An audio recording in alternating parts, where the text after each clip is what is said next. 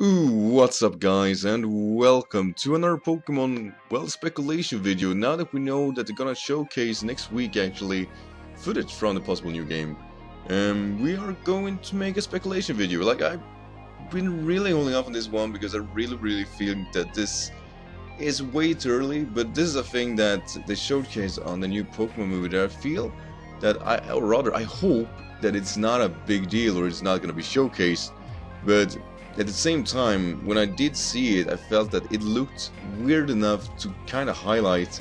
And we're gonna talk about Magina somewhat and what it could possibly mean. But the things that gonna bother me the most is actually, or bother me is kind of on a fair point, but definitely this is something that I didn't see anybody catch up on this, and I really hope that this is just a niche for the movie and not future events. But we have the stones to worry about, and what I mean about the stones is something we're going to showcase for very soon. But before going into it, of course, going to talk about Magina. So what we can tell about Magiana is, of course, that it's man-made, obviously. And there is just about the size of things here. People are speculating whether or not, of course, if it is a possible man-made Diancie, if that mon represents the first evolution, or not evolution, yes, the evolution of course a Pokeball. And they are very speculative and really can't go into more detail until the movie actually release.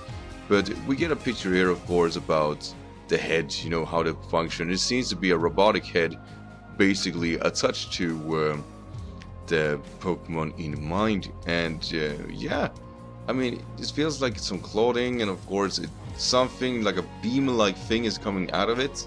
Like a shot of a pistol or something like that. We can't really say what that is. If that's the Pokeball or the body flexing out or something like a cape. And here we see the complete body. And then the body will spark with a very high frequent pink light.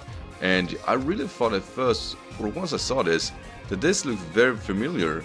And it kinda does. Doesn't it look like the primal version, before they evolved? I got that hint. Plus, of course, the kind of sparkling there doesn't really help. We can't really make an assumption here. But getting the primal reversion, and that's if something, then that's what I'm getting out of it. And that's really all I can say about Magiana. That's really all I can say.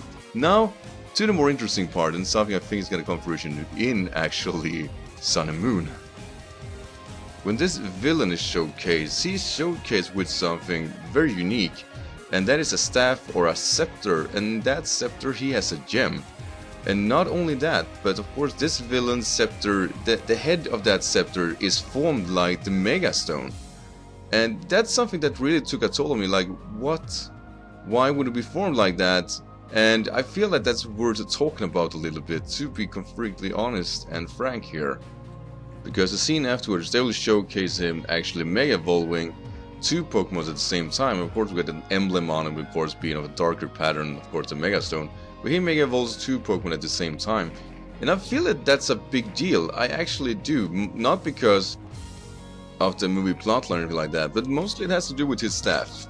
He has a gem attached to that, which we have to assume is something to do with the plot, or that's powering the scepter to make him able to Mega Evolve two Pokemons.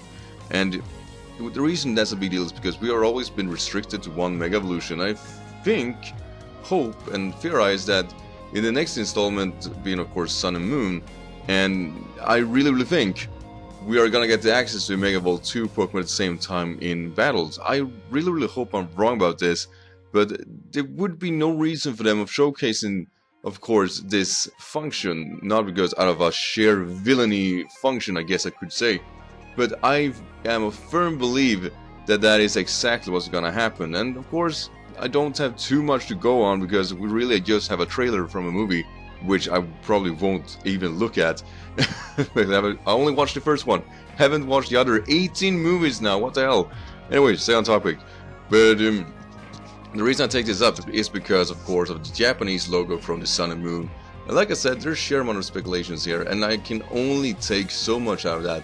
But those logos actually have some kind of emblem here, which I feel are maybe not as close to as I was hoping for, but at least they're showcasing gems, which they have to have something with the game. They really do. We always miss out on stuff, and I feel that if we're missing out on something, that must be it. So yeah, enhancing the picture really made it pixelate. But as you guys can see, I have actually given a circle around those gems on this Japanese logo. So like I said, they're not really looking all the same, but if I had to take a small assumption, that has to be it. Because they usually have some of their logos that implement some function of the game, and it's kind of hard to get what that means, but one can only hope, since this is the last movie before the game actually releases, that this is as close as we get. And here is a picture, of course, of the scepter more viable, and yeah, like I said, the gems aren't really looking all that much similar, but if I had to make a good guess, I say they are close enough.